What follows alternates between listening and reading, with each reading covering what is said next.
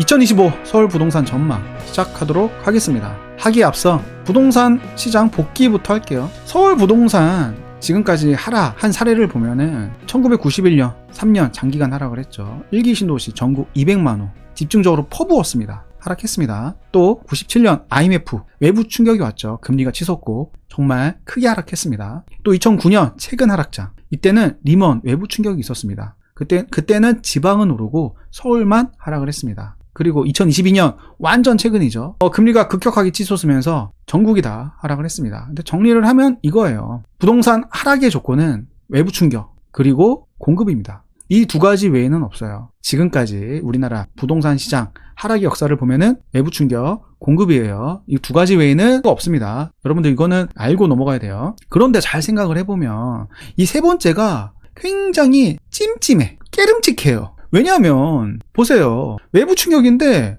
지방은 올랐어요. 지방은. 아니 외부 충격인데 지방이 왜 올라? 그렇죠. 서울은 하락을 하는데 지방이 올랐다. 더군다나 금리가 급속도로 내려왔습니다. 자, 금리가 5.25에서 2.0%로 순식간에 낮아졌습니다. 이러면 엄청난 호재 아닌가요? 기준금리가 단기간에 이렇게 폭락을 했는데 살짝 오르긴 했어요. 근데 그게 약했다. 그리고 장기간 금리가 하락 사이클에 들어갔는데 부동산도 마찬가지로 하락을 했다. 굉장히 이해할 수 없는 포인트다. 자, 금리가 치솟고 IMF 때 또 금리가 쫙 한 번에 내릴 때 이때는 이런 식으로 10년간 상승을 했거든요. 10년간. 그런데 금리가 이렇게 장기간에 걸쳐서 하락을 하는데도 불구하고 부동산은 하락했다. 이게 너무나 아이러니한 상황인 거죠. 또 공급이 없었습니다. 이때 서울 수도권 공급이 없었어요. 근데도 불구하고 하락했다.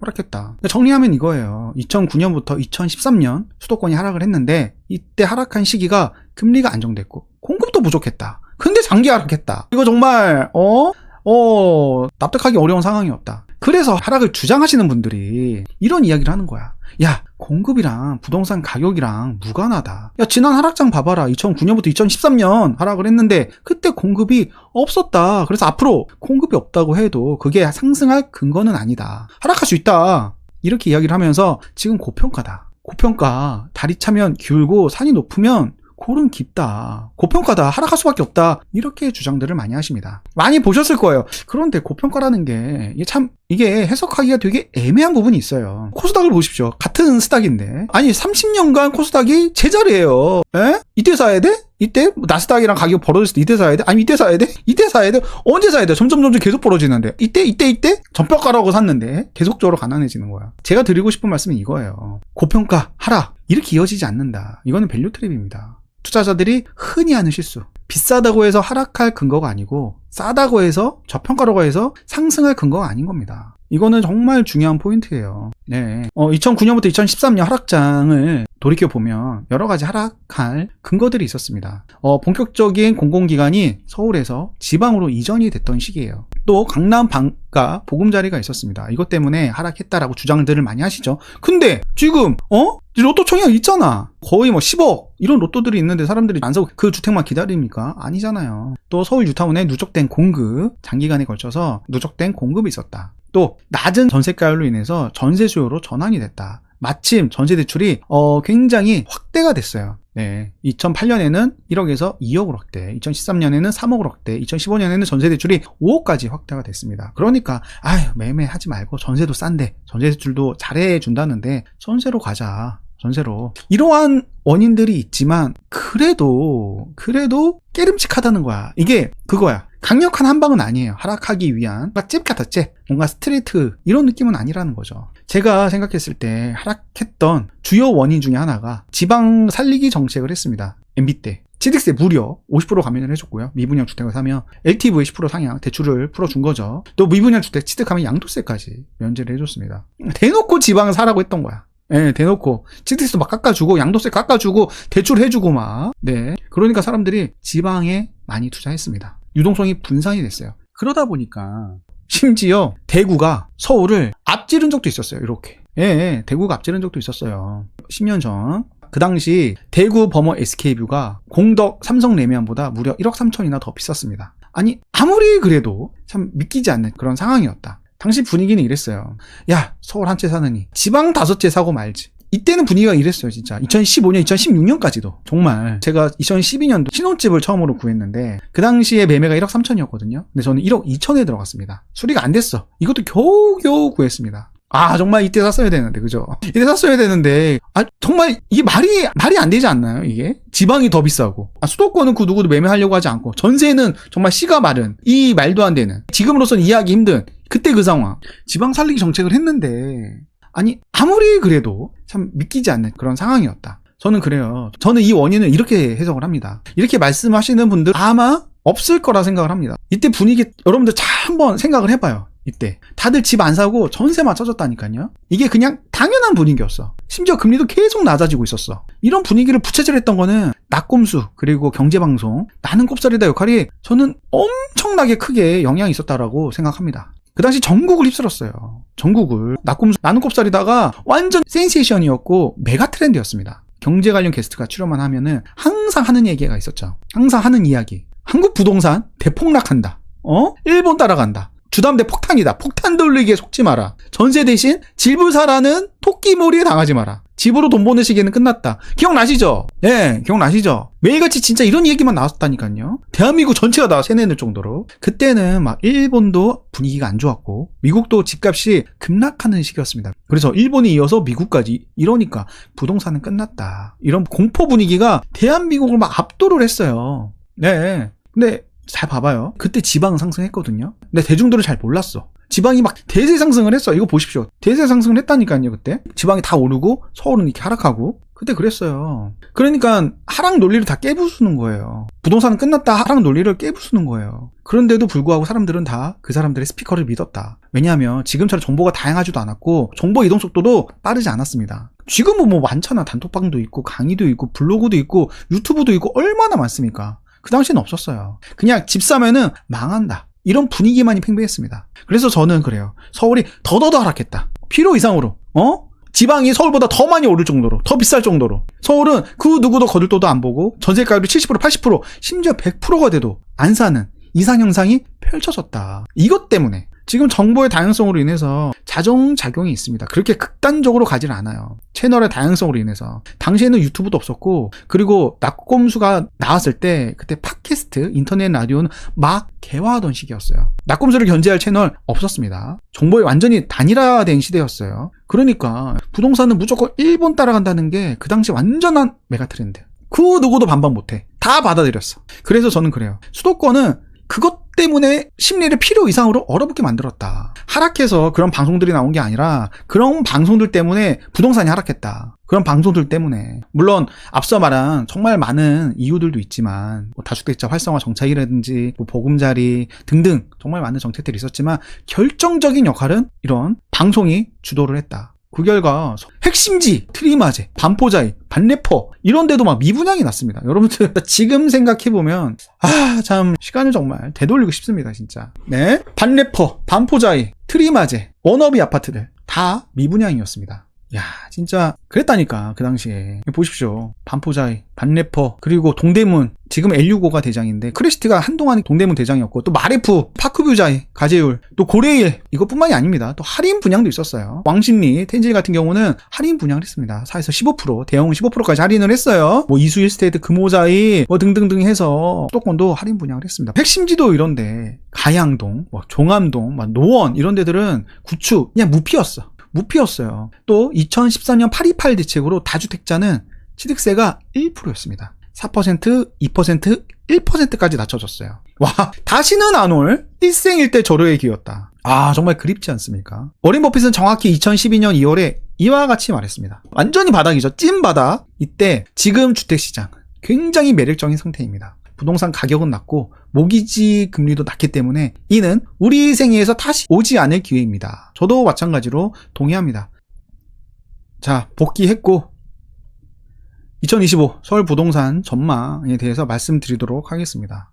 저는 상승한다 말씀을 드릴게요. 네, 일단 첫 번째, 충분히 하락했습니다. 새로운 사이클이 만들어졌다. 2013년부터 지금까지 상승 사이클이 아니라 2022년 충분히 하락해서 새로운 사이클이 만들어졌다. 저는 이렇게 보고 있습니다. 자, 보십시오. 이번 하락장 단 2년 만에 9.25% 하락을 했습니다. 지난 하락장 8.95%보다 더 크게 하락했어요. 단 2년 만에. 굵고 짧게 하락했습니다. 상승을 보면은 지난 상승장이 훨씬 더 많이 상승을 했습니다. 그러니까 지난 상승장보다 반 정도밖에 상승을 못했는데 더 많이 하락했다. 저는 그래서 충분히 하락했다, 이렇게 보고 있는 거예요. 지금 너무나 비싸고 너무나 많이 올랐다고 그렇게 생각하시는 거죠. 하지만 과거를 보면은 더 많이 올랐습니다. 두 번째, 다주택자 규제 완화가 요원하다. MB 때는 다주택자 규제 완화를 해가지고 그때는 여대 야소였어요. 그래서 다주택자 규제 완화를 할 수 있는 여건이 조성이 됐는데 지금은 그렇게 못하죠. 지금은 여소해야 되니까. 다주택자 규제 완화를 해서 그때 유동성이 분산이 되고 서울은 하락하고 지방은 올랐습니다. 아니, 다주택자 규제 완화랑 서울 부동산 시장이랑 무슨 상관이에요? 라고 물어보실 수도 있어요.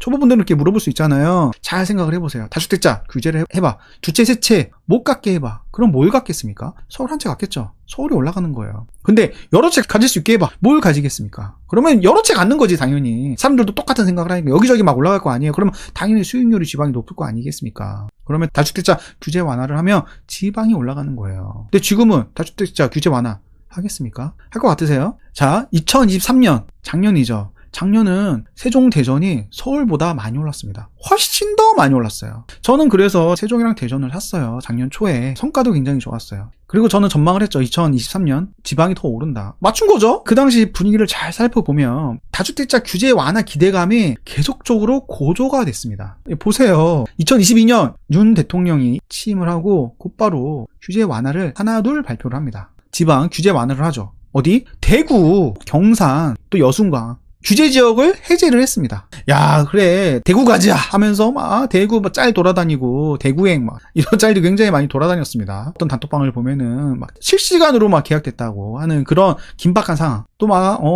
SRT, ITX 등등 해서 대구 다 매진됐다, 이런 인증도 많이 올랐었고, 여러분들 다 기억하실 겁니다. 또 2022년 9월에 추가적으로 지방 규제 지역이 해제가 됐습니다. 빨간색이 다 해제가 된 거예요. 지방이 다 해제가 됐죠. 세종 하나, 조정지역 하나 남고 지방이 다 해제가 됐습니다. 그렇죠. 그러니까 막 기대감이 올라가는 거야. 야, 이제 다주택자의 시대가 오는구나. 이제 오는구나 하면서 막 기대감이 계속 올라갔습니다. 또 2개월 뒤, 2개월마다 규제 완화가 나온 거야. 2022년 2개월마다 딱 대통령이 취임하고 막 2개월마다 계속 규제 완화가 나오니까 기대감이 당연히 쌓이죠. 이번에는 서울 및 인접 4곳 외에는 모두 규제 지역이 해제가 됐습니다. 여기 외에는 규제 지역이 다 해제가 된 거예요. 그러니까 세종도 규제 지역이 해제가 된 거죠. 세종에 대한 기대감도 되게 높아졌습니다. 여기서 끝난 게 아니에요. 2023년 작년 1월 3일 이때가 하이라이트죠. 규제 완화가 정말 많이 대폭 나왔습니다. 일단 서울은 다 해제가 됐습니다. 어디만 빼고 강남 3구, 그다음 용산만 빼고 규제 지역이 다 해제가 됐어요. 아, 대박이죠. 대박이죠. 서울마저도 규제지역 해제를 했습니다. 뿐만 아니죠. 취득세 중과 완화를 한다고 예고를 했습니다. 근데 이거는 국회 동의가 필요한 부분이다. 12%에서 6%까지. 홍분대는 이거 보자마자 6%도 감사하다. 예전처럼 1에서 3%는 바라지도 않는다. 6%만 돼도 12%에서 절반이니까 얼마나 좋습니까? 저도 그래서 세종 가서 등기를 친 거예요. 환급을 또 해준다고 하니까. 또 분양권 77%, 66% 단기 양도세율인데 너무 과도하니까, 거래를 막으니까 일반 세율로 과거처럼 돌리겠다. 너무나 좋죠. 그럼 분양권 거래가 되게 활성화되겠죠. 또 흥분이 되는 거야. 야, 분양권 사러 가야 된다 하면서 막. 또 임대사업자 부활, 10년이긴 한데 아파트는 임대사업자가 폐지가 됐잖아요. 임대사업자 부활하면 또 종부세에 있어서도 아예 배제를 받을 수 있으니까 여러 채 살 수도 있는 거잖아요. 다주택자의 시대 오는구나. 막 기대가 뿜뿜하고 흥분되고. 자, 2023년 2월 이때는 대출을 해주겠다. 규제지역, 원래 다주택자는 대출이 안 나왔어요. 규제지역은 비규제만 60%였는데 규제지역 근데 30% 해주겠다. 야, 잘 뽑았다 우리 윤통. 엄청 응원하고 지지하고 그랬던 그때 그 기억. 또 4월, 작년 4월 7일 전매 제한이 대폭 완화가 됐습니다. 수도권 최대 10년에서 3년으로. 10년은 솔직히 뭐야. 여러분들 10년 뭡니까? 10년 팔지 말라는 거잖아요. 재산권 행사를 하지 말라는 거잖아요. 이거는. 아무튼 우리 윤통께서는 이런 식으로 시장을 정상화하려고 굉장히 많은 노력들을 했습니다. 여기서 끝난 게 아닙니다. 역전세가 많이 터지니까 역전세 반환대출 시행하겠다. 박수를 칠 만한 그런 규제 완화 환영했어. 우리 모두 다 다주택자 시대가 오기만을 그렇게 바랬는데 이제 오는구나 확신을 하게 됐습니다. 그러나 반전이 생겼죠. 2024년 올해입니다. 올해 바로 총선이죠. 네, 총선입니다. 디올 터지고 막 대파 나오고 이러니까 대파 총선이 돼버렸습니다. 사람들이 다 대파만 들고 다녀. 다 중산층이 뿔났어. 왜냐면 물가가 너무 올라가는데 대통령이 대파 한 단에 875원 이 얘기를 해버리니까 아니 현실 관계가 왜 이렇게 없냐. 응? 다들 열이 받았습니다. 모르는구나. 저 사람 아무것도 모르는구나. 모르는 사람한테 운전대를 맡겼구나. 이렇게 생각해서 다들 화가 난 거예요. 그래서 대파 총선 신났죠 아주. 대파 막 머리에 쓰고 디올백에다가 막 대파 넣고 다니고 아주 신났습니다 아주. 사람들도 막 투표장 가는데 디올백 풍자하면서 대파 넣고 결과는 압도적인 야당의 승리로 끝났습니다. 근데 여러분들 우린 다들 알잖아요. 다들 알잖아. 대파는 악마의 편집이잖아요.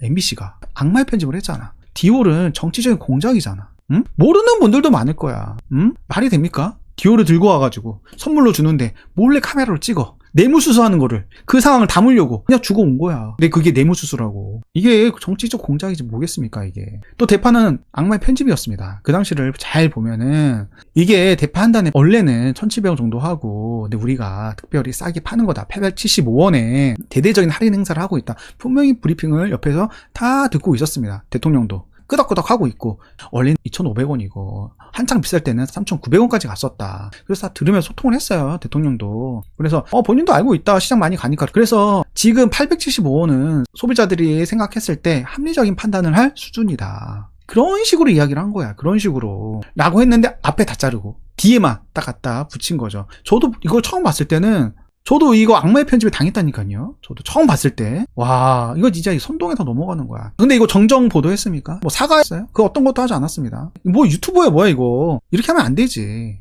편파 방송하면 되겠습니까? 그 이후로는 더 이상 규제 완화는 없었습니다. 네. 없었어요. 그리고 서울만 올라가는 지방은 다 하락해요. 지방은 규제 완화 기대감이 꺾였기 때문에 이제 끝났구나. 이제 민주당이 잡고 다음 대통령도 이재명이 될 확률이 굉장히 높겠구나. 높겠구나. 그래서 NH투자증권에서도 이와 같은 보고서를 냈습니다. 규제 완화 동력이 줄어들었다. 그래서 실수요 시장이 더욱 공고해졌다. 저는 똑같이 말을 했습니다. 제 블로그에 2023년은 지방이 오를 거다. 그리고 2024년 1월에 멤버십 분들에게 이야기를 했고 3월에 제 블로그에 이야기를 했어요. 앞으로 서울이 올라갈 거다. 개욕 먹었어. 손바닥 뒤집듯이 전망을 바꾸느냐. 상황이 바뀌었는데. 총선으로 인해서 상황이 완전히 바뀌었는데. 근데 욕 많이 먹었죠. 네, 욕 많이 먹었죠. 상황이 바뀌어서 나도 뷰를 바꿀 수밖에 없었다라고 했는데 사람들이 분노를 했습니다. 이제는 이해를 하실 겁니다. 그래서 저는 올해 5월에 말도 안 되는 결단을 내린 거예요. 서울 똘똘 한 채를 계약을 하고 6채를 팔아야 되는 상황이었습니다. 미친 선택인 거지. 선 매수하고 후 매도를 6채를 해야 되는데 선 매수 후 매도 한 채 하는 거 리스크가 큰 거거든요. 선 매수 후 매도. 근데 저는 선 매수 후 6매도야. 후 6매도. 그걸 했습니다. 왜냐? 무서웠으니까. 안 하면은 이 철퇴로 완전히 응징당할 거라는 거를 지난 정부에서 뼈저리게 배웠으니까. 예, 그래서 전 다 던졌어요. 안 된다, 끝났다. 그냥 그 생각을 했어요, 저는. 또, 이렇게 이야기를 하시는 분들이 있습니다. 전세 오르면 그래도 규제 완화하지 않을까요? 근데 여전히 다주택자들이 많아요. 여전히 많습니다. 규제 완화를 할 가능성이 과연 있을까? 또, 미분양이 계속적으로 줄어들고 있습니다. 규제 완화 동력이 사라지고 있어요. 이게 계속 올라가야 되거든요? 근데 내려가고 있어요, 지금. 또, 전 세계적인 트렌드가 규제를 강화하는 쪽으로 계속적으로 나아가고 있어요. 독일은 거주기간이 무제한입니다. 무한갱신 청구권. 이것도 도입한다고 얘기하다가 지금 한 발 뺐죠, 우리나라에서. 도입될 수 있어요. 예?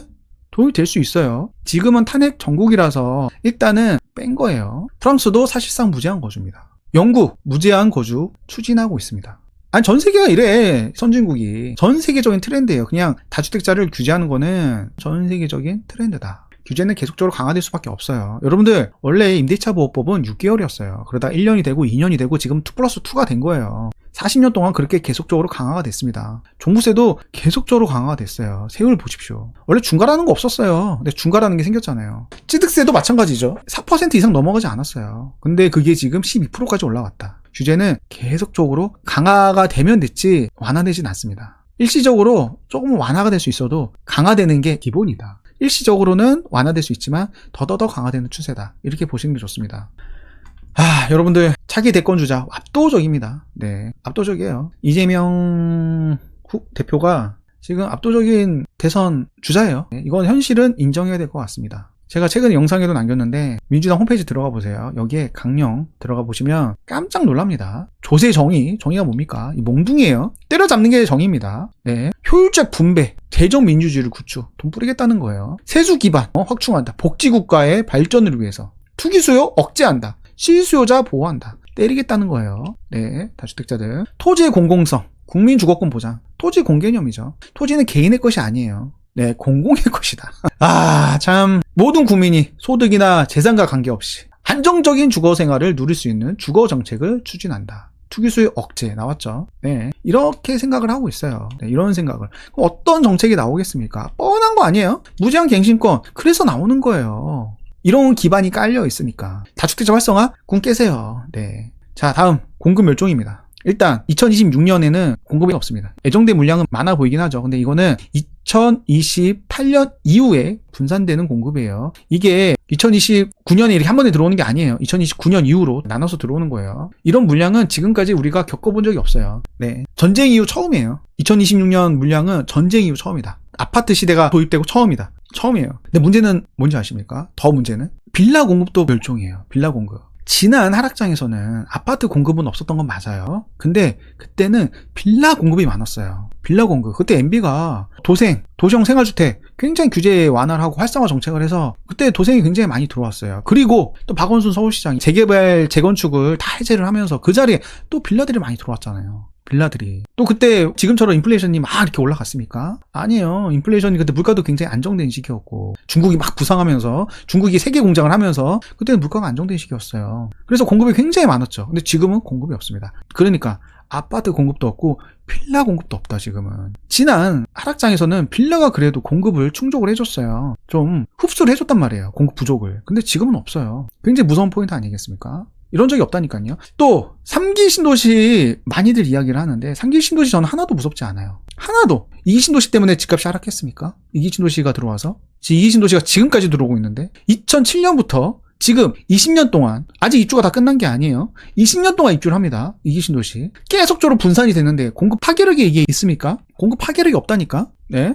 아니 지금 검단, 파주 아직도 끝나지 않았다니까요. 2기 신도시가 2007년부터 들어오기 시작했어요. 동탄이. 아직도 지금 2기 신도시가 계속적으로 분산이 되고 있어요. 그리고 봐봐요. 광교 2011년, 위례 2013년 이때 부동산 바닥이었어요. 바닥이었다. 이때 샀어야 된다. 공급이 막 쏟아질 때, 수도권 핵심지에 쏟아질 때 1기 신도시 때가 굉장히 파괴적이었죠. 보십시오. 91년, 92년, 92년, 92년, 93년 압도적으로 단기간 내 공급을 쏟아내던 시기. 이 정도는 돼야 주택시장이 하락을 한다. 이 정도는 돼야. 단기간에 막 수도권 30만 원, 전국 200만 원 쏟아내야. 그래야지 하락한다. 그렇지 않고 2기 신도시처럼 이렇게 분산이 되면 이게 하락하지 않습니다. 3기 신도시도 똑같을 거예요. 2기 신도시랑. 똑같을 거예요. 민주주의가 계속적으로 성숙해지면은 밀어붙일 수가 없어요. 붙일 수가 없다니까. 토지 보상, 또 유물 나오고, 또 금개구리 나오고 막, 어떻게 하겠습니까? 보호 멸종, 동물들 계속적으로 나오는데 안 된다니까. 환경단체도 신경 써줘야 되고, 또 주민들 보상도 신경 써줘야 되고,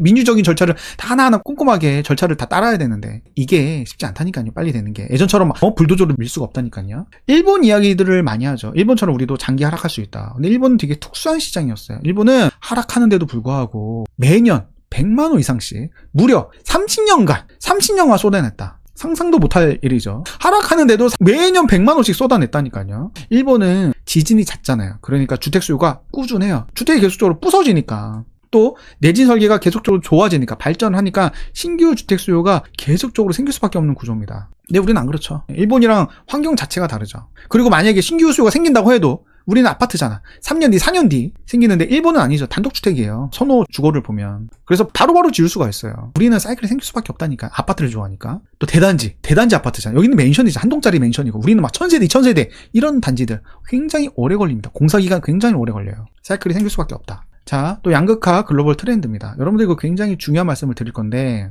예전에 멤버십 분들에게 말씀을 드렸어요. 그 똘 한 채를 세팅해야 된다. 이 근거를 댔습니다. 자, 미국입니다. 미국 중위 소득 대비 중위 집값 PIR입니다. PIR 보십시오. 우상향합니다. PIR 우상향입니다. 여러분들 PIR이 계속적으로 우상향한다니까. 예를 들면 10이었다고 해서 지금 20이라고 해서 과거 보고 지금 20이 굉장히 고평가다 이렇게 보시면 안 돼요. 왜? 계속 올라가니까. 소득보다 집값이 더 올라갑니다. 과거 3이었는데 현재 6입니다. 6. 예, 계속 올라가는 거예요. PIR도. 소득보다 집값이 더 빨리 올라간다. 이렇게 보셔야 돼요. 그래서 단순히 소득 대비 집값 PIR 그리고 주택 구입 부담 지수 이걸로 저평가 고평가 여부를 판단하는 게 오류가 생길 수밖에 없어. 왜? 우상향하니까. 그래서 지금 고평가다? 이렇게 보면 안 되는 거예요. 계속 좀 올라가는데. 또 영국입니다. 영국 PIR 차트예요.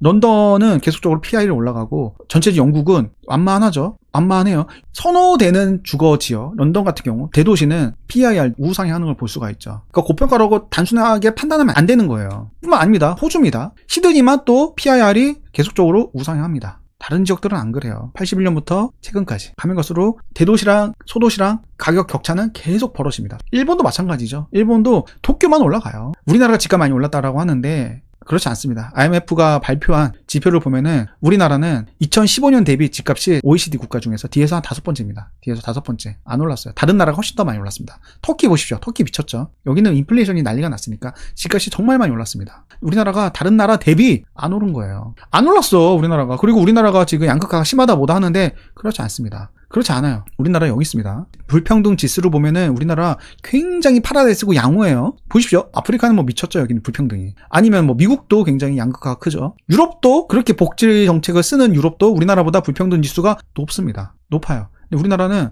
굉장히 양호하죠. 예.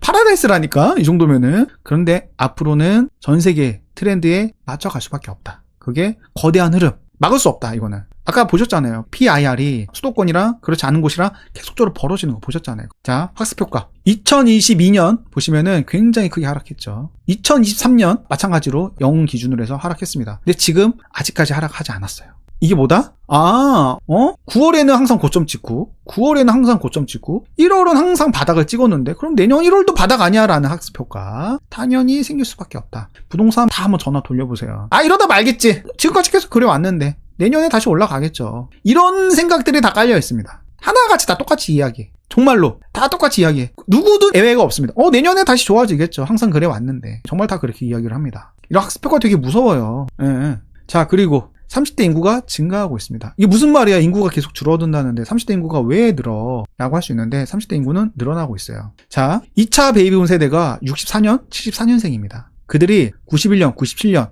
이때 20대 성인이 됐어요. 근데 이때가 정말 절묘하게도 딱 3조 호황을 겪고 우리나라 완전히 그냥 정말 좋은 시기. 물가도 저렴하고 집값도 싸고 막 금리도 저렴하고 정말 경제활동 정말 하기 좋았던 시기. 경제도 막 성장하고 있고 집값도 최대 안정 시기였습니다. 91년부터 97년 집값이 올라가지 않았어요. 이런 적이 없었어요. 예, 우리나라 역사상 집값이 올라가기만 했지 집값이 안정된 시기가 없었다니까. 일기준으로 딱 퍼붓고 안정됐습니다. 결혼과 출산하기 딱 좋았죠. 현재 그들의 자녀가 이제 막 30대가 돌입했습니다. 네. 그러니까 인구가 가장 많은 세대, 또 부자 세대죠. 부자 세대가 그들의 자녀 결혼 정년기가 된 거예요. 지금. 결혼 정년기. 그리고 IMF 때도 이분들은 잘리지 않았어요. 왜? 사회 초년생이니까. 잘린 사람들은 윗사람들이 잘렸지. 그러니까 위기도 벗어난 세대. 위기도 벗어났지. 결혼하기도 좋았지. 집값도 쌌지. 돈 벌기가 너무나 좋았던. 돈 긁어모으기 좋았던 세대. 취업하기도 너무나 좋고. 이 황금 세대의 자녀들이 지금 딱 결혼 정년기다. 향후 5년 동안. 그래서 2028년까지는 그 인구가 굉장히 많습니다. 70만 명 계속적으로 유지를 합니다. 딱 30세 도달 인구. 7번째, 빌라 전세 포비아. 빌라는 지금 월세화가 되고 있습니다. 2020년 빌라 월세 비중이 한 30% 정도 됐는데 지금 50%, 뭐 60% 가겠죠 이러다. 뭐 전세는 찾지 않습니다. 반전세로 바뀌고 있죠. 사실 저도 하나하나 반전세로 바꾸고 있는 과정이고 전세로는 다들 들어오지 않아요. 왜냐? 보증보험 가입이 안 되니까. 126% 때문에. 근데 그걸 또 112%로 바꾼다고 이야기했다가 한 발 뺐죠. 나올 수 있어요. 112% 무제한갱신권 나올 수 있어요. 정권 바뀌면 나올 수 있습니다. 안 나올까요, 여러분들? 임대차 3법도 안 나온다고 다들 그렇게 이야기했죠. 말도 안 돼. 나왔잖아. 다들 적응했잖아. 이것도 나오고 또 적응할 겁니다. 적응할 거야. 8번째, 또 금리 인하 사이클입니다. 내년 기준금리 전망을 보면은 미국은 4%, 원래 4번 낮춘다고 했는데 최근 FOMC 회의에서 2번만 낮춘다고 했죠. 한국은 내년 2.5%까지. 그래도 하락입니다. 올해보다는 그래도 하락하는 거예요. 기대보다는 덜 하락하지만 그래도 하락하는 거예요. 기준금리가. 또 몰라요. 내년에 또 어떻게 될지. 2번이라고 했지만 걔네들이 계속적으로 말을 바꾸는데 어떻게 될지 모르는 거예요. 2번인지 3번인지 4번이 될지 어떻게 알겠습니까? 모르는 거예요. 또 내년 1월이죠. 대출 총량 리셋이 됩니다. 자, 벌써 시작이 됐죠. 카카오뱅크 주담대 최장 40년으로 다시 연장이 됐고 지금 여러 은행들이 주담대 한도를 상향하고 있고 또 기업은행에서는 만기 최장 40년까지 늘려놨습니다. 신한 이렇게. 그러니까 지금 많은 은행들이 이제 장사를 해야 될 거 아니야. 지금까지 장사를 못했는데 장사를 해야 될 거 아니에요. 대출 총량이 리셋되는 내년 1월에 열심히 영업활동을 재개한다. 가계부채가 심한 거 아니에요? 라고 할 수도 있는데 우리 금융에서 발표한 걸 보면 우리나라 가계부채가 심각하지 않아요. 생각보다. 양호해요. 일단 우리나라 주담대 LTV가 다른 나라 대비 굉장히 양호합니다. 다른 나라는 뭐 100%씩 받아. 미국, 영국, 일본, 독일, 뭐 프랑스 이런 데들 보면은 집값이 10억이면은 대출도 10억 받아요. 얘네들은. 근데 우리는 44%다. 규제가 굉장히 세니까 주택 가격이 폭락해도 금융 전체적으로 흔들릴 가능성이 굉장히 적다. 굉장히 건전해. 이렇게 건전한 나라가 없다. 싱가폴. 여긴 독재잖아요. 여긴 도시국가고 거의 그 수준이다 지금. 우리나라는. 야, 대단하죠. 자, 그리고 우리나라가 자영업 비중이 굉장히 높습니다. OECD 국가 중에서 8번째. 32개국 중에서 8번째. 자영업 비중이 굉장히 높습니다. 그러니까 우리나라 특수성이 있는 거예요. 가계부채가 높은 이유가 자영업 비중이 높기 때문에 그들이 대출을 내서 사업을 하니까. 또 전세제도가 있잖아요. 우리나라 유일하게. 전세대출 받잖아. 당연히 가계부채가 높아질 수밖에 없죠. 다른 나라는 없잖아요. 전세라는 제도가. 전세대출 안 받잖아요. 그래서 우리 은행에서는 이렇게 이야기를 했죠. 우리나라 가계부채 위험은 주담대가 아니다. 주담대 규제할 필요가 없다. 자영업 부분에 있는 것이다. 이렇게 정부가 싫어하는 보고서를 냈습니다. 자영업 때문이다. 가계부채의 위험성은. 보시죠. 우리나라 가계부채 비율이 재밌게도 2022년부터 지속적으로 감소하고 있습니다.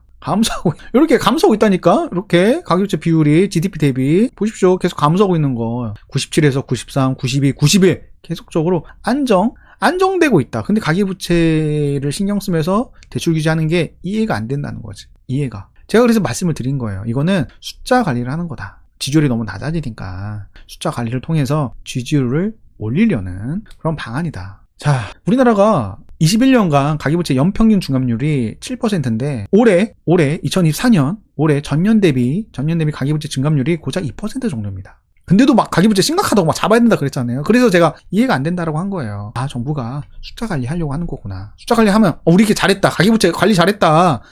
지지율 올라갈 수 있는 근거가 되니까. 자, 그래서 결론을 내면은 이렇습니다. 2022년 충분히 하락했다. 다주택자 규제 완화 요원하다. 쉽지 않다. 너무나 심한 공급 부족이다. 이런 적이 없다. 아파트 역사가 시작된 이후 이런 적은 없다. 또 양극화는 글로벌 트렌드다. 서울은 상급지가 상승할 가능성이 굉장히 크고 지방 내에서도 양극화가 더 심해질 것이다. 지방 내 양극화 이미 시작되고 있어요. 또 학습 효과가 있습니다. 매년 1월마다 반등했던 그러한 학습 효과. 또 30대 인구가 증가되고 있고 빌라 전세 포비아. 그걸로 인해서 아파트 전세로 갈 수밖에 없다. 전세가 매매 가격을 밀어 올린다. 또 금리 인하 사이클을 도래했죠. 대출 총량이 내년에 리셋이 됩니다. 또 채널의 다양화로 인해서 누군가가 하락을 강하게 주장을 해도 자정작용할 채널들이 굉장히 많아요. 그래서 대한민국이 전체적으로 체면에 빠지지 않습니다. 과거와 달리. 예전에는 체면에 빠졌다니까. 그들이 말하는 게 당연히 옳은 거라고. 정답이라고 믿었다니까. 그게 하락을 주도한 거예요. 그렇지 않으면 그 당시 하락이 설명이 안 돼. 그 당시 하락이. 설명이 안 돼. 외부 충격도 없었고 금리도 인하 사이클이었어요. 규제는 계속 풀렸고 근데도 4년간 장기 하락을 했습니다. 그 누구도 집을 안 샀어. 집을 사면은 바보 취급받고 그 당시에 기억하시죠? 그게 메가 트렌드였다니까. 낙곰수 나는 꼽살이다가 우리나라를 뒤흔들었어요. 이게 부동산 시장을 주도했다. 근데 지금은 그렇게 못한다. 여러분들 카카오톡 단톡방만 봐도 정보가 굉장히 빨라요. 지금 신고가 터졌다. 지금 어디 거래되고 있다. 지금 손님 오고 있다. 그런 마음이 조급해지고 사람들이 몰리고 그런 걸로 인해서 예전처럼 장기적으로 뭔가 침체 쉽지가 않은 거예요. 자, 주산연에서 최근에 발표한 부동산 전망을 보면은 참 재밌습니다. 하락 요인은 별로 없어요. 하락 요인 하나, 두 개밖에 없습니다. 근데 두 개도 잘 살펴보면은 이것도 하락 요인이라고 보기도 좀 어려워요. 보시면은 주담대 규제 때문에 이건 하락 요인인데 내년에 대출 통량이 리셋이 됩니다. 그렇죠. 근데 경제 성장률이 내년에 안 좋아지니까 하락 요인인데 경제랑 집값이랑 상관관계가 좀 모호해요. 상관관계를 찾기가 굉장히 어렵습니다. 특히 경제 위기가 터지면 집값이 하락한다? 이렇게 생각하면 안 돼요. 지난 사례에서 보면은 1987년 블랙 먼데이 이때 전국 부동산은 계속적으로 폭등하던 시기였어요. 네, 전국 부동산이. 그리고 2008년 금융위기 지방이 이때부터 상승하기 시작했죠. 또 2000년 닷컴 버블 이때는 서울이 2009년까지 내일이 올랐습니다. 2004년 잠깐 주춤하고 내일이 올랐어요. 또 2020년 코로나 팬데믹 이때 위기였죠. 주식 코인 다 무너지고 근데 이때 부동산은 미쳐 날뛰었습니다. 금리를 막 내리면서 미쳐 날뛰었어요. 그리고 다시 주식 코인 엄청나게 미쳐 날뛰었죠. 그걸 단순하게 경제 위기 집값 하락 이렇게 보시면 안 된다는 거예요. 그리고 보면 예측 곤란이 하나 있는데 국힘 유지 시 현 정부 정책 기조 유지 가능성 똘똘한 채 그대로 유지한다 이 말이죠. 민주당 집권 시 투기 억제 공공주택 공급 강화 가능성 이거는 똘한 채 상승이 아니라 똘한 채가 폭등한다 이렇게 보시면 됩니다. 폭등. 그러니까 탄핵이 안 되면은 똘한 채 상승, 탄핵이 되면 폭등 이렇게 보시면 될 것 같습니다. 네. 자, 2025년 부동산 전망 서울 상승합니다. 똘한 채 상승합니다. 글로벌 트렌드입니다. 이거는 막을 수 없다. 네, 이 거대한 물결, 거대한 흐름 이거를 거스를 수는 없다. 그리고 하락할 근거를 찾기가 너무 어렵습니다. 네. 만약에 다주택자 규제 완화가 나오면 그러면은 그럼 서울이 좀 주춤할 수도 있겠다라는 생각을 할 수가 있는데 지금은 전혀 그럴 기미가 안 보입니다. 또 지방도 상승합니다. 지방 내에서도 상승하는 주택이 있어요. 양극화가 굉장히 심해질 겁니다. 지방에 거주하는 사람들 입장에서 한번 생각을 해보세요. 딱 한 채만 사야 돼. 근데 여기가 인구가 갈수록 소멸된대. 그럼 뭘 사겠습니까? 그나마 가장 안전자산이라고 생각하는 주택 등기치지 않겠습니까? 똘똘한 한 채? 지방은 그게 더 클 거예요. 서울에 등기를 못 치니까 지방이라도 쳐야 되는데 그러면 그 중에서 더 좋은 거 쳐야지. 그 생각 가질 수밖에 없습니다. 자, 그렇다면 언제 사야 되나? 언제? 지난 탄핵 전국대 한번 살펴보면은 2004년 하락했습니다. 그리고 내일이 올랐죠. 내일이 올랐습니다. 그리고 2016년 탄핵 전국대도 주춤했습니다. 이때가 주춤했어요. 촛불 집회 때 계속 올라가다가 주춤하고 다시 문재인 대통령이 취임하자마자 부동산은 달리기 시작했습니다. 서울 부동산은 달리기 시작했어요. 그래서 지금이 중요한 기회다. 네, 계층 사다리는 무너지고 있습니다. 투자 환경은 갈수록 악화되고 있어요. 그래서 빨리 행동하는 게 좋다고 저는 생각합니다. 네.